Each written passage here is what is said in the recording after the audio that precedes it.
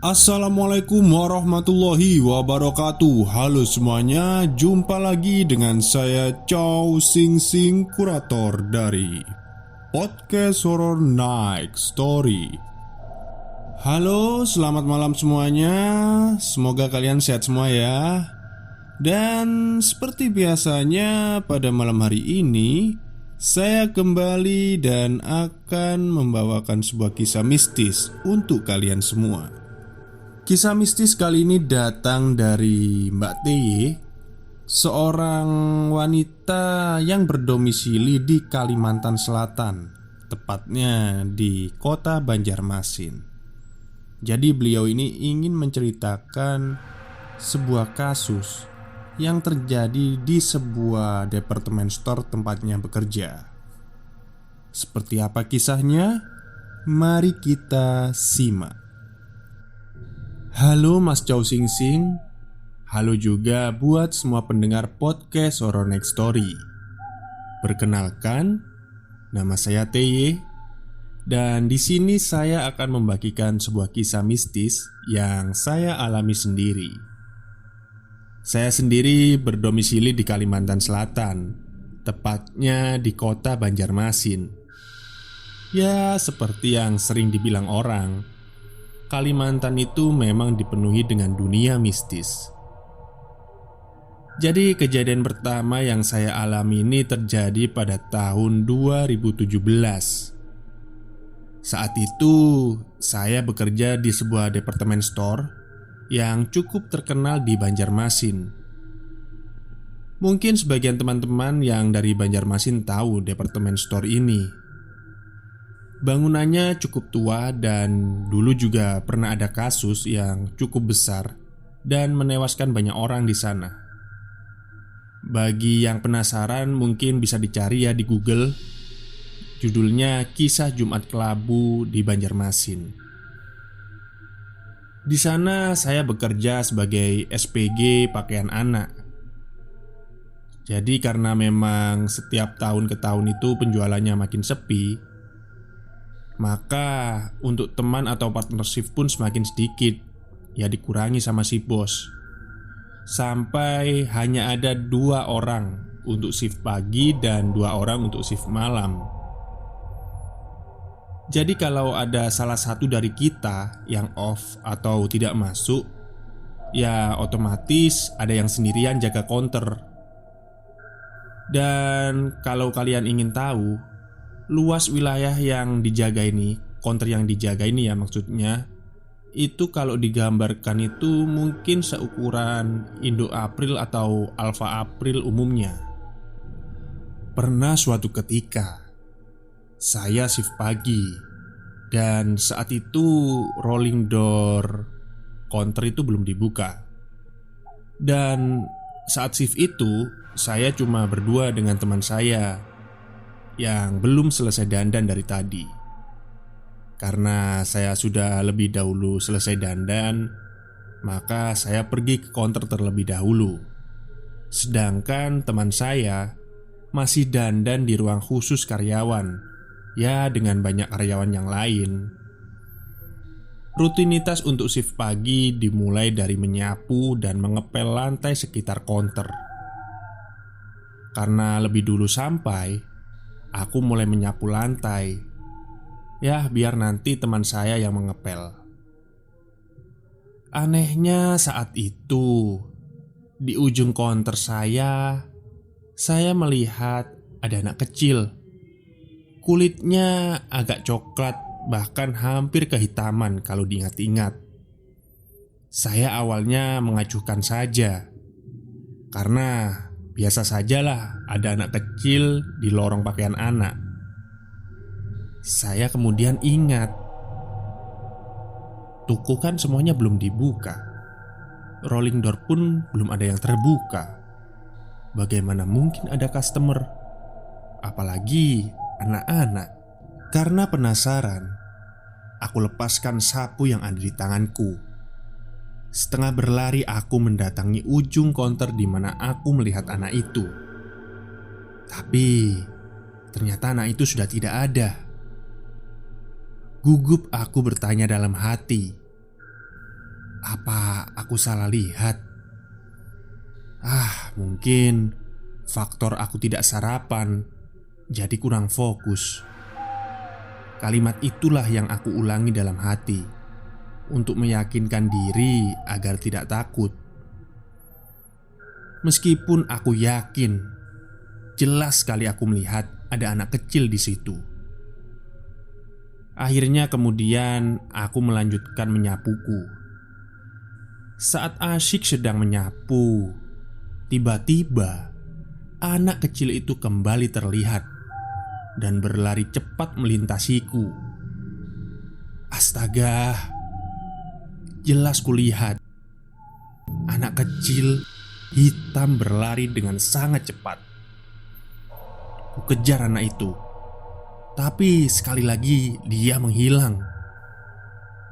Ku kelilingi konter tempat pakaian anak, tapi tidak juga aku temukan anak itu. Temanku yang sudah selesai berdandan datang ke konter dengan keadaan bingung. "Kamu ngapain, Teh? Kok lari-lari keliling konter?" katanya. Aku pun menjelaskan bahwa tadi aku melihat ada anak kecil di sekitar konter. Namun temanku tidak percaya. Katanya aku sengaja menakutinya. Ya, akhirnya aku diam aja sampai kemudian waktunya buka toko. Seusai buka toko, aku menunggu customer yang datang. Tapi karena masih pagi sekali ya wajar kalau sepi. Apalagi tidak ada event apapun yang bikin orang semangat buat beli baju anak. Karena aku sudah menyapu tadi, temanku mulai mengepel lantai. Belum ada 5 menit dia mengepel. Temanku meneriakiku, "Teye, lu tadi nggak pakai sepatu ya nyapu? Kenapa lantai di sini banyak jejak kaki kotor? Terus ini bola siapa coba?" Ujarnya mengomeliku. "Hah? Bola? Jejak kaki?" kataku. Karena penasaran, aku menghampiri dia yang saat itu sedang mengepel. Kulihat memang banyak jejak kaki kehitaman di lantai. Memang terlihat kotor. Padahal tadi saat aku menyapu, tidak ada jejak kaki itu. Astaga, dari mana datangnya itu? Jejaknya kecil, seukuran telapak kaki anak-anak. Dan bola yang dipegang temanku, bola itu cuma bola plastik. Kecil memang, tapi warnanya orange neon. Mana mungkin aku tidak melihat waktu menyapu tadi. Aku yakin betul bola itu tidak ada tadi. Begitu juga dengan jejak kakinya. Tiba-tiba bulu kuduku merinding. Aku tahu bangunan ini memang bekas tragedi besar. Tapi aku benar-benar terkejut mengalami kejadian ini. Karena aku pribadi bukan orang yang peka dan jauh dari kata indigo. Untuk apa dia menampakkan diri dengan wujud anak-anak? Mungkin bagi kalian ya nggak apa-apa lah. Dia kan muncul dengan wujud anak-anak, pasti menggemaskan. Tapi percayalah padaku, tidak menggemaskan sama sekali. Kuingat anak kecil itu mungkin cuma sepinggangku. Kalian ingat bagaimana aku mendeskripsikan kulitnya? Coklat nyaris kehitam-hitaman. Apa benar dia korban dari bangunan tua ini? Apa mungkin dia tidak tenang? Akhirnya aku bacakan Al-Fatihah dan doa-doa pendek sebisaku, berharap dia tenang dan tidak mengganggu lagi. Jejak kakinya kusuruh temanku untuk membersihkannya, sedangkan bolanya kuletakkan di sudut konter. Ku bilang pada temanku untuk tidak menyentuhnya, biarkan saja di situ. Aku dan teman shift pagiku memang setengah ketakutan, tapi aku yakin dia tidak benar-benar ingin mengganggu. Ya, mungkin cuma ingin bermain. Jadi, kami meyakinkan diri agar tidak usah menceritakan kisah ini kepada teman kami yang shift siang atau malam. Saat pergantian shift, ternyata partner shiftku juga tahu hal itu, tentang jejak kaki aneh itu, serta bolanya. Ya, ternyata setelah kami menyadari bola itu ada ketika malamnya diletakkan di sudut konter, maka paginya bola itu tidak akan ada di situ. Pasti berpindah tempat, entah di samping pilar atau dekat sapu, atau bahkan berada di tengah-tengah konter. Dan kami yakin betul itu bukan karena kami atau orang-orang yang mengunjungi konter, atau bahkan security yang biasa mengunci rolling door konter.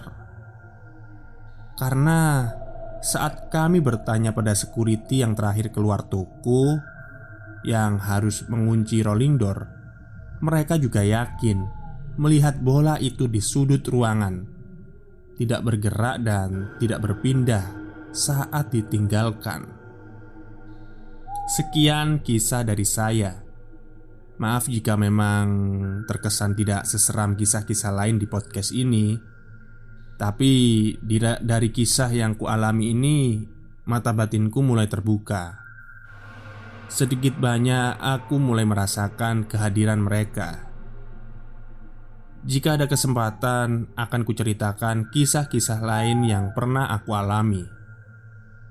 Terima kasih kepada para pendengar podcast Horror Next Story. Terima kasih juga untuk Mas Chow yang sudah membacakannya. Selamat malam. Baik, terima kasih kepada Mbak TY yang sudah menyumbangkan kisah mistisnya kepada podcast Horror Next Story. Dan setelah saya searching-searching di Yahoo di Google, memang ada kejadian di Kalimantan itu, pernah ada kejadian. Ya, tidak jauh-jauh dari politik lah ya kejadian itu. Akhirnya menewaskan beberapa orang. Nah, mungkin nanti kalian baca sendiri lah ya di Google, ketik aja Jumat Kelabu, nanti biar kalian tahu ada kejadian apa di departemen store waktu itu. Baik, terima kasih. Mungkin itu saja yang bisa saya sampaikan pada malam hari ini. Selamat malam dan selamat beristirahat.